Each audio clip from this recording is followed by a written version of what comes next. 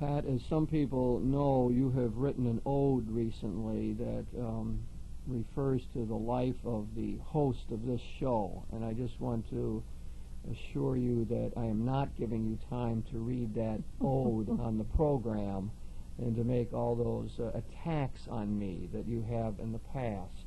I really want to discuss something else, if that's all right with you. Oh, I found a private way of circulating it anyway, Jim, so go ahead. You're not going to read that ode on the radio, I hope. Well, unfortunately, I didn't bring it with me. Good. I want to talk about ministry, which is a very live topic in the church today. I wrote an article recently where I made the claim that there's more intelligent ministry going on now in the church than probably any time in history. I really don't know if that's true. But who can disprove it, right? That's right.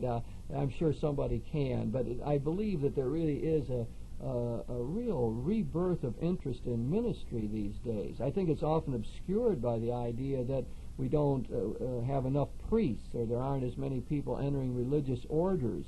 So people think that, oh, we don't have ministry. But I would say with the really flourishing of the lay ministry, people going to programs to learn how to be ministers, people in parishes doing all kind of things from visiting the sick to doing things at the liturgy to working on social justice and so on. There just is a whole lot of activity, so many generous people who want to come forward and to serve in one way or another. I don't know if that word ministry is a strange one or not, but it does capture a lot of what is going on.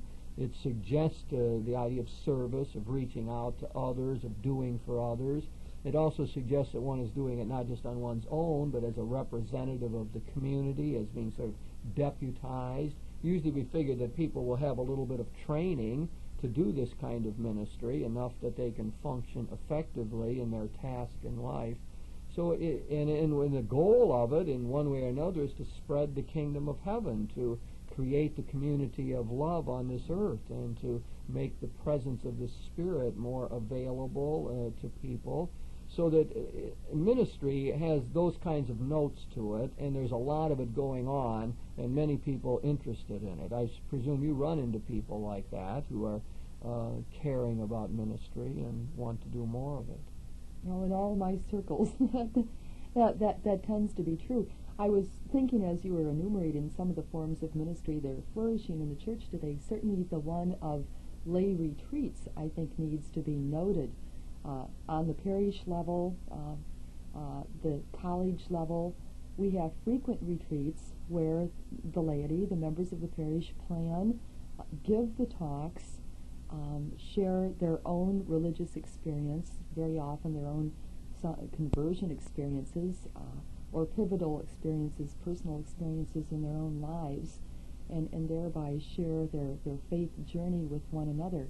And it seems that this is one of the newer forms of ministry within the Catholic community, and one that has revitalized a lot of parish communities and brought in members or brought members to the desire to minister in other ways beyond that of the occasional retreat, but to get involved in the parish in one of the other forms of ministry that you mentioned, that very often it begins in the context of one of these parish retreats. Right, and it goes on at all levels. We see it happening in high schools and colleges and all over. Right. And I think one of the things that perhaps it leads into then is a greater awareness of the social dimension of the Gospels. And I think when the whole movement is done right, then we get another sense of ministry, what I often call liberating activity. Ministry as an attempt to establish justice in the world, to get at peace, to overcome the systemic evil in the world. So out of all of these forms of ministry, I suppose that's the one that's most difficult to establish. I suppose we could end up saying that very often people, it's hard to recruit people for that side of it, where you can get people to come to retreats or to do prayers and so on, and to be involved in the liturgy. It seems much more difficult to get people involved in working for peace and justice. So I believe that when we start looking at that kind of ministry, that we're dealing often with a small core group of people committed to the causes and immersed in the movements, and often hitting their head against a wall as they try to engage more people in this activity. So let's talk a little bit about this liberating activity, the ministry of liberation. There might be better words for that, but what I'm referring to when I say that is the ministry for peace and justice and the reverence for life, the attempt to establish justice and overturn the oppressive structures in the world. I know you yourself have, that's been a ministry that's been very important to you, and so perhaps we can talk a bit about it. Okay, first I think maybe it would be well to distinguish between what we sometimes call social work, social action, meaning perhaps collecting food or clothing for the poor and taking it to them, and then involvement in what you refer to as systemic evil or political activity, perhaps working to change unjust systems that are behind or that are partly the cause or entirely the cause of the poverty that is being treated. It seems to be a fairly easy matter in most parishes and schools to muster students who are willing to become involved in some sort of direct service to the disadvantaged, the waifs, whatever we might call them.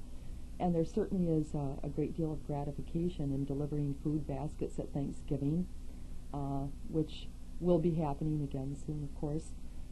At the same time, this doesn't really change the systems. It's probably the easiest form of involvement, of social involvement, and the most personally gratifying, but it doesn't get at what is seen as the roots of the problems of the poor, and the other forms of somehow working to establish peace or to establish justice are more long-term, less personally consoling, comforting, and maybe a little bit more demanding of the long-term commitment that's going to be required to try and see any actual results.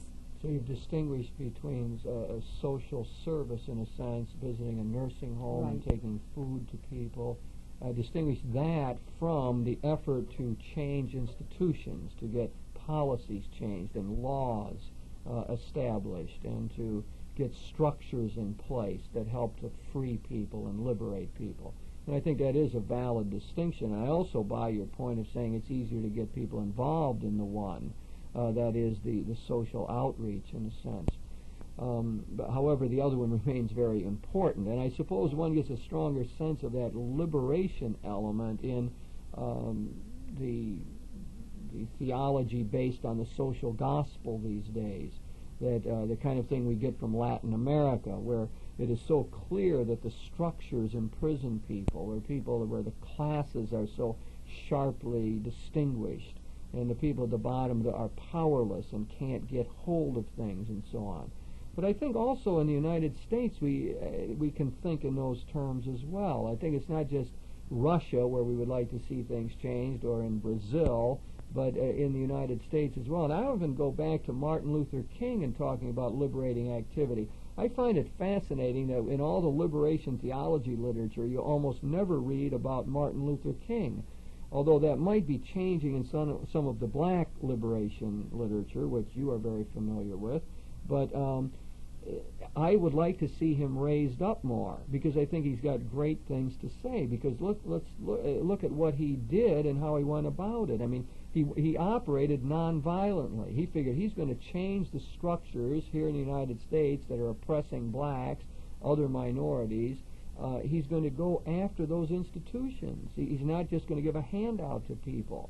And he decided to do it nonviolently, that he's going to use methods that really accord with the gospel of Jesus Christ. I always remember that line after his house was firebombed in his speech when he said, they will not make me violent. I will not let those people pull me down to their level of violence. And so he insisted on that with his followers in the civil rights marches in the South, the sit-ins. And I suppose the interesting thing about all of that is that it worked. I mean, that it was part of a social movement here in the United States. It gave us the civil rights legislation of the 1960s. And we, I think most people would agree, we made great progress during that time in dealing with the problems of minorities in our country. So Martin Luther King's appealing to me in many ways, and I find it curious that he's not mentioned more in a lot of the authors who deal with liberation theology. And I don't know why that is. One thing is he did not use Marxist categories particularly to do his analysis, but I figure the Marxist categories don't fit here anyway. I mean, they're great in Latin America, where you have that clear kind of economic exploitation and so on, but it's always been hard to get Americans to make much sense out of that class analysis that Marx gave us. So anyway, Martin Luther King did not use that a lot in his own analysis. So what he used really was the American dream, and said we're not living up to the dream, and we ought to be. I ought to give you a chance to talk. I got carried away there for a while. Well, do you want me to respond? Whatever. Whatever. Please. All right. I think Martin Luther King probably is not held up as much as you would like to see, and I would like to see, because at some point he was very uncomfortable with Stokely Carmichael's cry for black power, and he really disassociated himself from that. I think he felt it would be very alienating, it would be divisive, and he wanted to stick strictly to the platform of nonviolence, whereas many other blacks, maybe the more secular branch of the civil rights movement, was crying out for black power and looking for political power, and not using the religious categories that Martin Luther King was most comfortable with. I think the final consensus today seems to be that both were needed, both approaches were needed, Martin and Malcolm, as they often put it. Well, I would want to argue that Martin Luther King had a great sense of getting power. I mean, he knew that people had to have power. I mean, maybe he didn't like the slogan, but I mean, I think that he understood that you weren't going to make any progress until the underclass, or the people who were economically deprived and on the margins, had power, who could take hold of things themselves. And I think he was constantly educating people to do that. I think he had a marvelous sense of that. The militant stance of some of the members of the civil rights movement that made him feel somehow that there would be a greater backlash if they kept up their militant rhetoric. And I think this is perhaps why those who perhaps have more admiration for the militant branch, or the secular branch of the civil rights movement, give less credit to Martin Luther King than he deserves. I think that he did work within a religious framework, yes. And I think that's what gives him his staying power, in a sense, and allows him to rise above the pettiness that was often found. He really did operate out of the Christian symbol system. He was very taken by Gandhi. He clearly learned something about nonviolence, about from the great Salt March of Gandhi. That was influential on his own thinking, but his really dominant symbols were the Christian ones, and Jesus Christ's own care for the poor, for the outcasts, and the whole gospel message of trying to live out this the social aspect of it, that we believe in a God who is with the people and wants the people to be free. Marvelous touching of the freedom symbols of the Scriptures, the Exodus idea, Christ coming to liberate the captives, give freedom to people. So Martin Luther King was religious in that sense, and I really believe, therefore, he becomes a model for this type of ministry that I'm calling liberating activity, because he wanted to go after the system, to change the system, and in many cases succeeded in doing so while following the precepts of nonviolence given to us by Jesus. Right. I think one of the things that he contributed, and of course liberation theology was hardly in the birthing stage, not really at the time that Martin Luther King was most active, but one of the things he contributed was the looking at the gospel story from the perspective of the oppressed, in this case of the blacks, who have always identified with the chosen people while they were in bondage in Egypt and were led out of bondage by Moses. And there are those who, of course, have associated Martin Luther King with Moses leading the people to freedom. I think this has been borrowed by other groups who have been oppressed and who who again want us to look at the reality of society through their eyes and not through the eyes that we tend to see with, which is the eyes of those, in my case, your case, the comfortable middle class, but rather to simply view reality from a totally different perspective and try to see what reality is experienced as. And it's this sort of crawling into the shoes of people who are oppressed, whether they are gay or black or Native American or women, that we find ourselves recognizing the problems and at the same time beginning to have our conscience tweaked about the necessity of dealing with the problems. Yes, and I think that he really did that well. Part of it was the consciousness-raising aspect of it, the educating of the American public about the problem, getting the facts before people. And your point about reading the gospel from the viewpoint of those on the margins is extremely important. I consider to be one of the great insights of the liberation theologians, Right. because all theology has been written from the dominant class before, by people in universities who had positions of privilege and power, all kind of perks and so on, and it could only see the world through those eyes. And so what these people have done, those who have raised consciousness and said, try it the other way. What does the Bible look like from the viewpoint of a welfare mother? I tried to give a talk one time along that line. If you just read through the New Testament as a person on welfare whose children don't seem to be getting a break, and you got to stand in line, and you're not treated with dignity and so on, which passages jump out at you from the New Testament? It is just very different.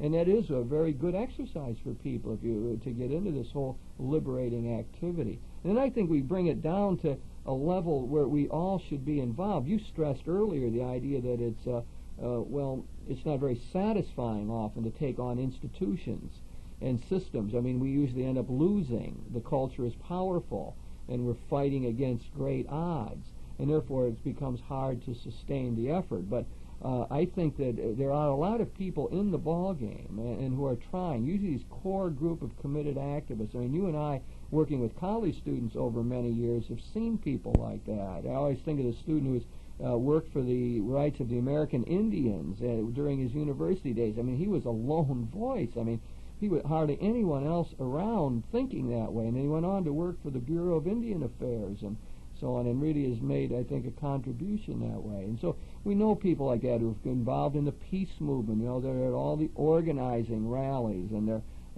getting flyers ready, and they're making phone calls and trying to get conferences organized, and all with often with slim results, not many people showing up, and no great action. But these people are impressive. So it's not just Martin Luther King, but he is the drum major for justice, and I suggest that means that he's leading other people. And all throughout Christian history and Judeo history with the prophets and so on, we've had these people who have been able to galvanize some others into action. And so if people say, well, I'd like to live like that, or that's a good way, or that the gospel has that social dimension for me too, I think I'll get with it and try to see if I can't work on one or the other problems: poverty, peace, racial harmony, the situation in the jails, all so many different kinds of activities that one can do. So my point is that there's a lot of that going on, not as much as we'd like to see, but these few people who are committed are tremendous inspiration, at least to me. Right. And you're in touch with some of those people, I know. And Right.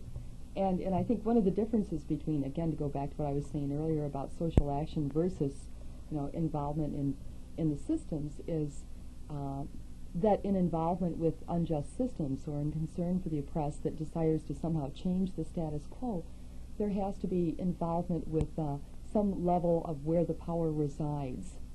Somehow there has to be an impact on ordinarily, typically on some law, on some political stance, on some level at which the injustice continues to be perpetrated. And this leads into, of course, such things as writing letters, as going down to city councils, as getting signatures, petitions to have certain laws changed. This requires a lot of legwork, a lot of time and a lot of doing homework. And I would say, again, that's the challenge, perhaps, is that if one wants to affect the system, one has to do a lot more homework than one does to put food items in a basket or toys in a basket and deliver them to a welfare mother at Christmas time, although that is a good action, and I don't want to put that down or say that should not also be done. But it does seem to require a different kind of discipline, the discipline of getting one's facts, of finding out how the political system works and at what level one enters it, becoming acquainted perhaps with one's congresspeople and writing them, visiting their offices, etc., learning what lobbying is all about, what groups are dealing with this particular issue, what groups then can I support, what is the best time to try and impact the system, etc. Now, I like your idea of discipline and the notion that there's a different type of discipline involved in all of this. And it's a discipline of intellect in one sense, of learning, Yes, of yes. getting the facts. It's not enough to be a person of goodwill when you're trying to do ministry of liberation. One also has to be a person of knowledge and know how the system works and where the power lies and how you get leverage on that power. And it's not for everybody. I mean, not everybody is going to be involved in that way. Not everyone is a political animal. Right. And you need a certain, I think, interest in that and an ability to move in that world. One of the things that happens, of course, is you get your hands dirty. That is, it's not a pure world. It's a world of compromise very often, and coalition building and drawing other people in. I mean, we see that in the peace movement. I mean, today it seems to me the action in the peace movement is expanding the pool of people who are interested in working that way, so that candidates could get up and say that they are for reducing expenditures on weapons and for more outlay for the poor and to help themselves, and I mean handing out to the poor, but programs that will really give power to the poor and let them take hold of their own lives. Anyway, we want a climate politically where candidates could get up and say that, and we have to broaden out the base, therefore, of peacemakers in the world, or people who see the world in that way. But I'm just picking up on your point that it's an intelligent effort, a prudential effort that is needed in this type of ministry. And also the long haul needs to be worked at. And that brings up, I think, the model of Jesus again. In all ministry, Christ, for us Christians, is the guide, the model, the example of how to go about it. And I suppose it is in Luke 4 that we begin to get this idea of Jesus as the liberator, the one who came to free the captives. It's a favorite passage of liberationists. Jesus gets up in the synagogue and identifies himself with the prophet who will come to do these good things, to preach the good news to the poor, and to free up people, to liberate. It's often said Jesus didn't directly attack the establishment, and I think there is a truth in that, but his message had an impact, and they knew it, and that's why they eventually had to get rid of him, or felt that that was their only course of action. So Christ, again, the model of the liberating ministry. Yeah. I was going to say that I think perhaps one of the problems that prevents many people from becoming involved in changing systems is, I'm afraid, a prevalent notion in the United States that the poor deserve to be poor. They're poor because they don't hustle. They're lazy. They're inert. They want a free ride somehow. They're not willing to pay their dues. That many of the forms of oppression that we are somehow aware of, we tend to feel people bring upon themselves in some way, and that it's important to dispel these myths in order to bring more people on board, to get them concerned and involved, and to recognize that, in fact, people don't ask to be oppressed, that there are many factors in life that simply that people have no control about, that somehow cumulatively result in their being on the bottom of the economic barrel. And maybe it's a lack of educational opportunity. Maybe it's coming out of a home where there's never been academic support in school. Maybe it's having had no models in the home. Perhaps it's poverty that has been in a family from generation to generation, which disables one from going on for higher education and the opportunities that will open up. It can be many things. But I think the myth that people, for instance, to take just one category, that people who are on welfare somehow are unworthy of the kind of efforts that are needed to change the system prevails in the United States today. That's a good example of what I would call false consciousness existing in our country, or in any place really, and the need to dispel that. That is, when you're in a system, the symbols of that system are ingested into your consciousness. You begin to think in those terms. They become the only way that you have of thinking. They're your dominant categories. And that very often, I think, is what creates this situation that you're talking about. You know, that in other words, you simply assume that people on welfare are lazy, without really getting at the facts or realizing that most people on welfare can't work and are unable to work and so on. So you've raised that whole question of ideology. Pat, I know you have a lot more to say on this notion of ministry as liberating activity, but I think that we have to sort of try to pull this together in some way. We're talking about Martin Luther King as an example of liberating ministry, one who attacked institutional evil, tried to get at the root of the problem, and wanted to empower others to take hold of their own lives.